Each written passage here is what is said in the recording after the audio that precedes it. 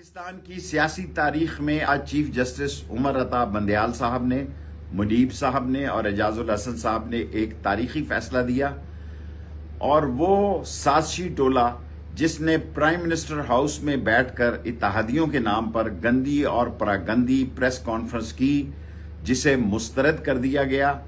اور آج ایک ایسا قبضہ گروپ شکست سے دوچار ہوا ہے کہ جس نے سپریم کورٹ پر حملے کیے، عدالتوں کے خلاف نازیبا زبان استعمال کی، اتحاد کے نام پر انہوں نے ملک میں انتشار کی بات کی۔ میں آج کے دن اس عظیم فیصلے پر نئے منتخب چیف منسٹر پرویز الہی کو اور خاص طور پر عمران خان کی ان محنتوں کو سلام پیش کرتا ہوں جس نے 20 میں سے 15 سیٹیں جیت کر آج کی فتح کو یقینی بنایا، اور انشاءاللہ عنقریب مرکز میں بھی سچ اور حق کی فتح ہوگی اور عمران خان کا جھنڈا کامیابی سے لہرائے گا۔